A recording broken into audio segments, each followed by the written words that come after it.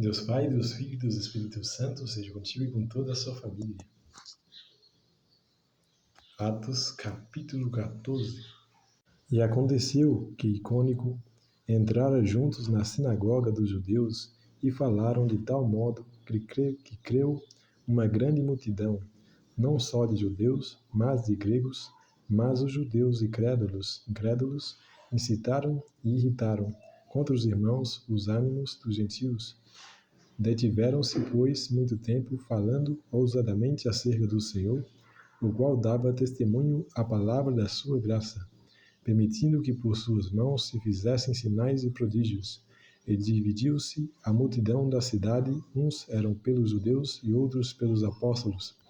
E havendo motim tanto de judeus como dos gentios, com os seus principais para os insultarem e apredrejarem, sabendo eles, fugiram para Listra, Derbe, cidades de Licáonia, e para a província circunvizinha, e ali pregavam o evangelho.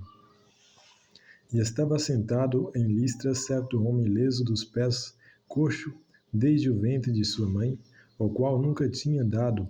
Este ouviu falar Paulo, que fixando nele os olhos e vendo que tinha fé para ser curado, disse em voz alta: Levanta-te direto sobre teus pés.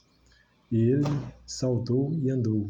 E as multidões, vendo o que Paulo fizera, levantaram a sua voz, dizendo, em língua licáunica: Fizeram-se os desses deuses semelhantes aos homens, e desceram até nós.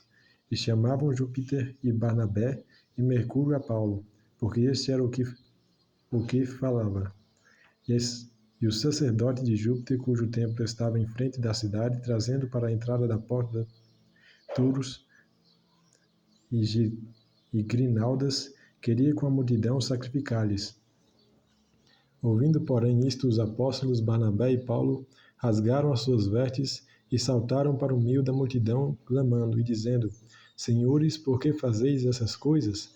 Nós também somos homens como vós, sujeitos às mesmas paixões, e vos anunciamos que vos converteis dessas vaidades ao Deus vivo, que fez o céu e a terra, o mar e tudo quanto há neles, o qual nos tempos passados deixou andar todas as nações em seus próprios caminhos, e contudo não se deixou a si mesmo sem testemunho, beneficiando-vos lá do céu, dando-vos chuvas e tempos frutíferos, enchendo de mantimento e de alegria os vossos corações, e, dizendo isto com dificuldade, impediram que as multidões lhe sacrificassem. Sobrevieram, porém, uns judeus de Antioquia e de Icônio, que, tendo convencido a multidão, apedrejaram a Paulo e a arrastaram para fora da cidade, cuidando que estava morto.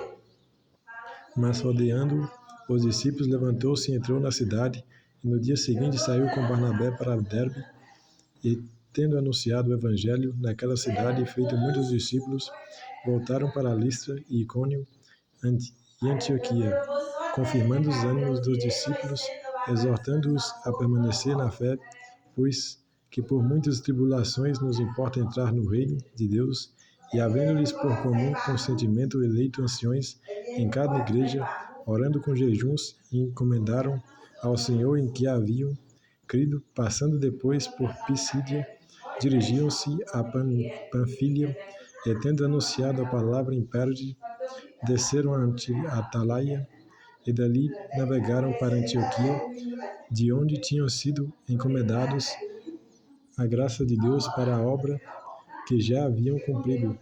E, quando chegaram e reuniram a igreja, relataram quão grandes coisas Deus fizera por eles, e como abriram aos gentios a porta da fé. E ficaram ali não pouco tempo com os discípulos. Deus os abençoe com a sabedoria divina, com a compreensão, com o entendimento, com o discernimento e com a prudência.